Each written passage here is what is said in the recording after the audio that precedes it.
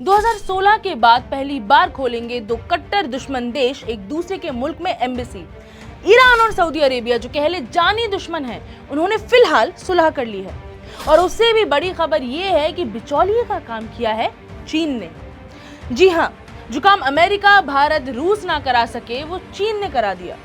ये दो देश दुनिया के सबसे अहम मुस्लिम देशों में से एक हैं और इसमें अमेरिका से लेकर के चीन, रूस और भारत के लिए बहुत कुछ स्टोर में है, स्कोप में है। क्या है इस डील के मायने दुनिया के बड़े देशों के लिए? क्या अमेरिका को है चीन की इस बिचौलिए वाली हरकत से कोई भी खतरा?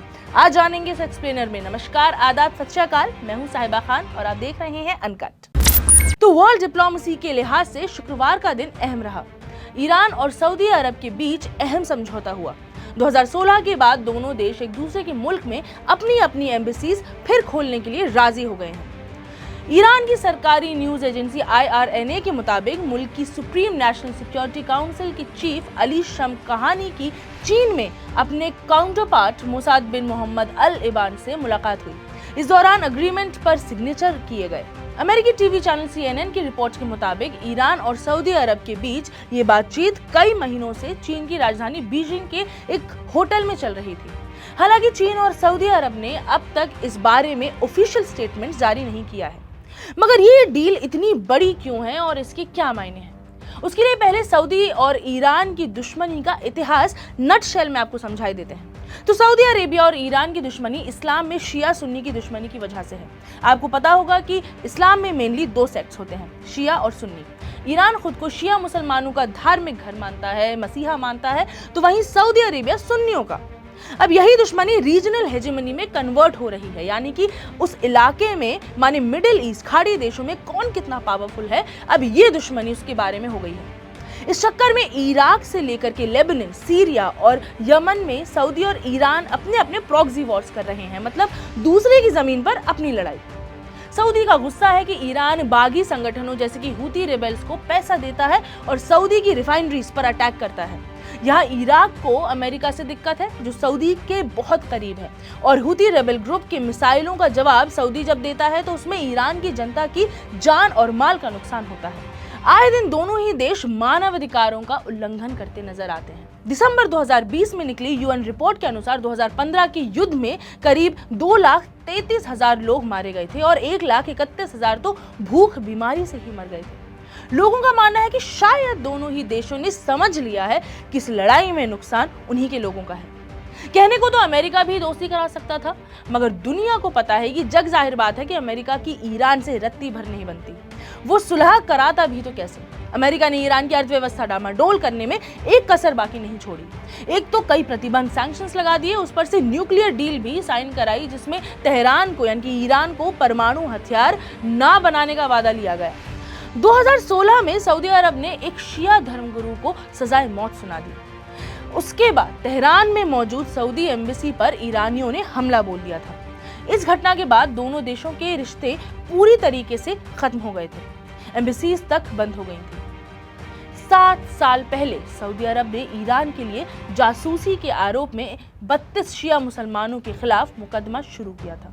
इसमें 30 सऊदी अरब के ही नागरिक थे। ईरान ने बदला लेने के लिए धमकी दी थी, ये सभी जेल में हैं। इसके बाद सऊदी अरब ने ड्रग स्मगलिंग के आरोप में ईरान के 3 नागरिकों को सजाए मौत दे दी थी। दोनों देश जंग की कगार पर पहुंच गए थे। इस दौरान अमेरिका सऊदी की मदद के लिए आया था।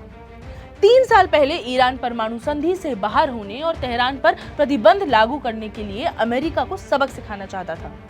इसके लिए हुई मीटिंग में अफसरों के बीच इस बात की सहमति बनी कि अमेरिका से सीधे सीधे हमले में उलझने के बजाय उसके सहयोगी सऊदी अरब को सबक सिखाना चाहिए। इसके लिए यमन के हुती विद्रोहियों की लगातार मदद की गई, उनसे हमले कराए गए।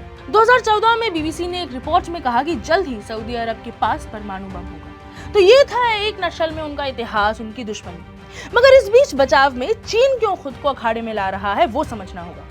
इसका सीधा जवाब है कि चीन को बनना है पूरब का सुपर पावर और अंत में दुनिया का सुपर पावर। जानकारों का मानना है कि खाड़ी देशों की सबसे बड़ी कमजोरी ये है कि वो आपस में शिया सुन्नी के नाम पर एक दूसरे पर आग बरसाते रहते हैं। इसका फायदा बाकी देश और खास करके अमेरिका उठाता है।